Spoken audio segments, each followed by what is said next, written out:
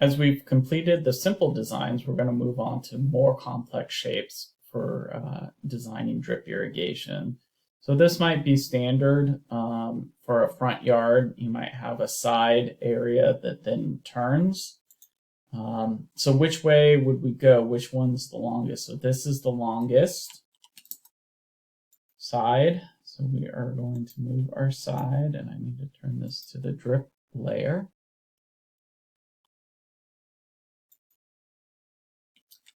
Set it at the 4 inches. Now I'm going to do my 18 inches off.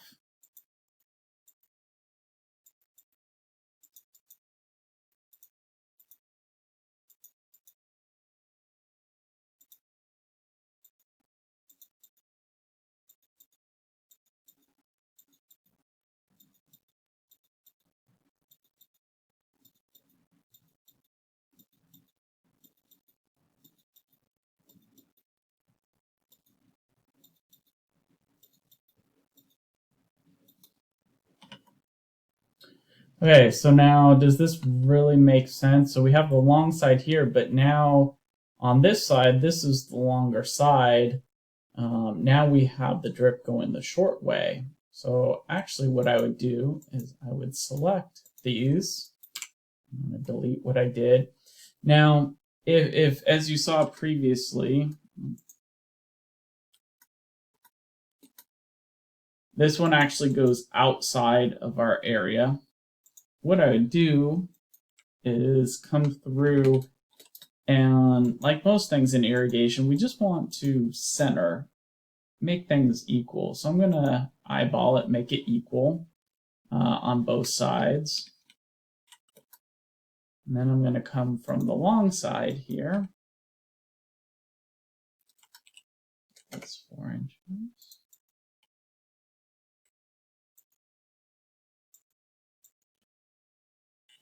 Trim it real quick.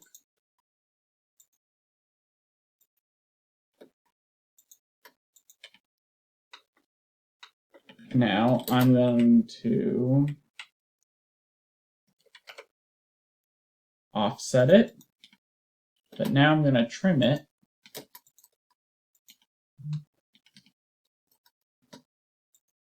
So you're going to see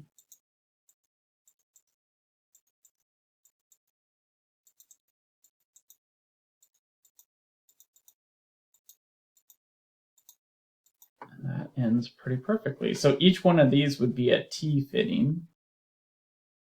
And this line would just tie in to this drip line. And I'm going to come through.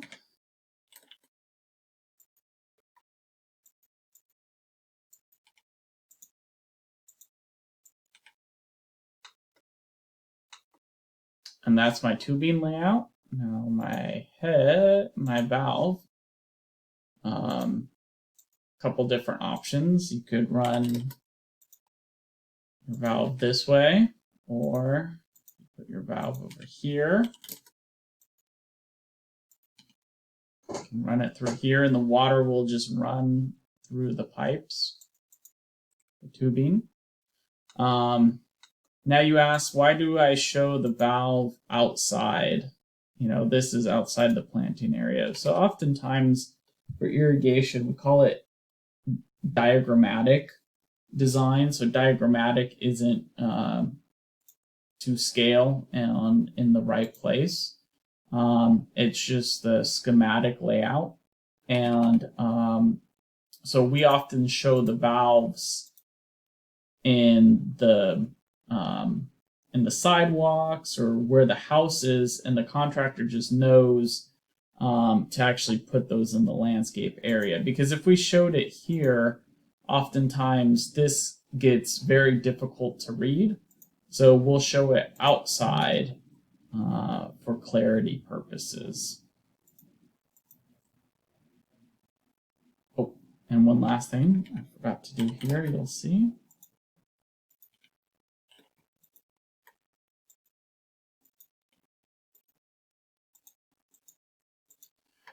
And let's put in our flush valve.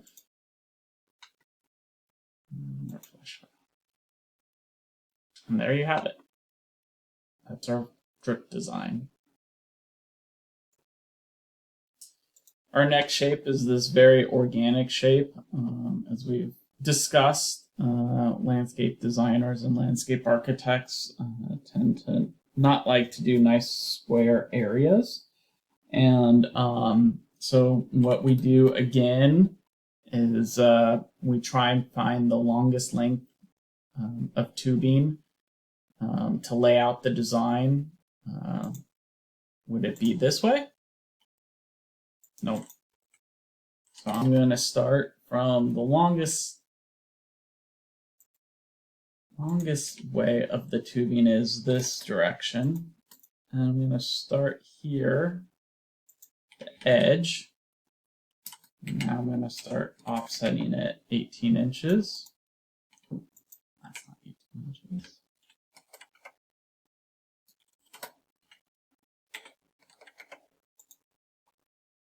Oh, I guess that is. I guess the shape is pretty big. Yep, 34 feet. So, okay, I'm gonna make this a little better for you because I just casually drew this and I think it's a little big. I'm gonna scale this down.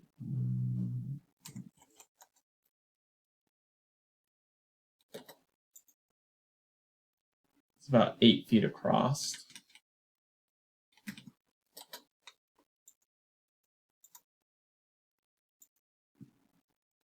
So it's the same principles, big or small. You just have more lines to deal with. So this is a little more manageable for the example.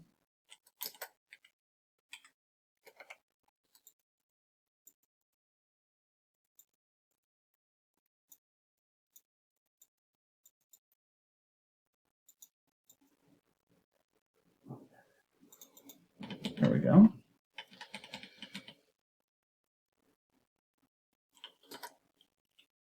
And oftentimes in AutoCAD, I just do an offset from this main line. From that, I'm just going to trim everything.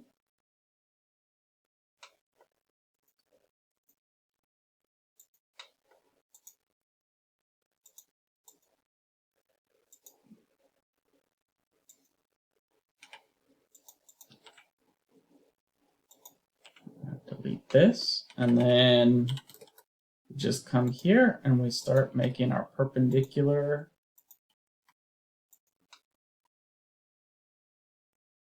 returns of the tubing.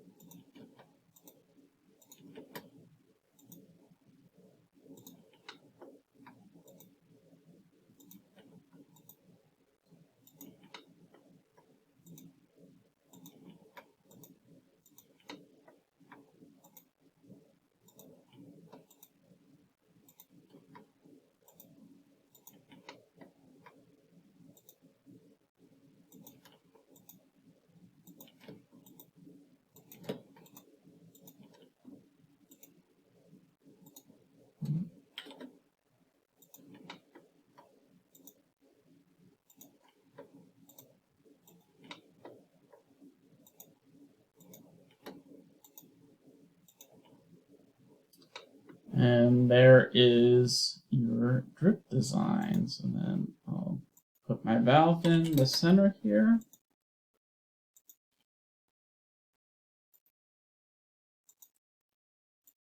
Add a PVC pipe. And throw in my flush valves. There you have it. That would be the drip design.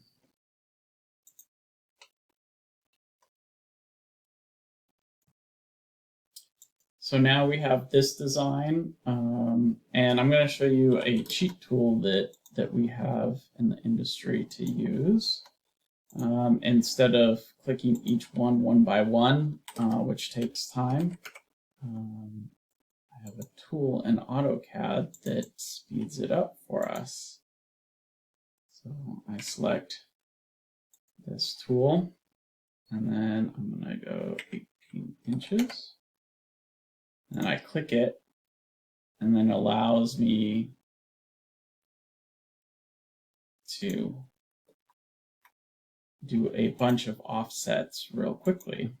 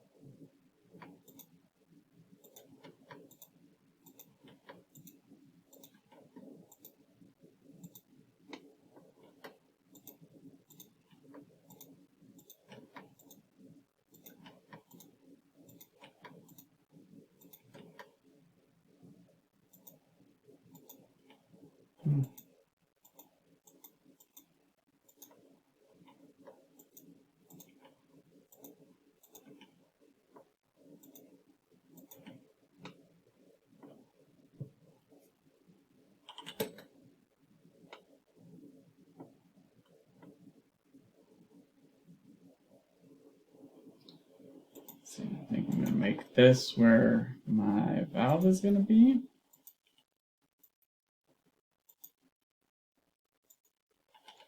PVC line connecting, feeding it, and then flush valves.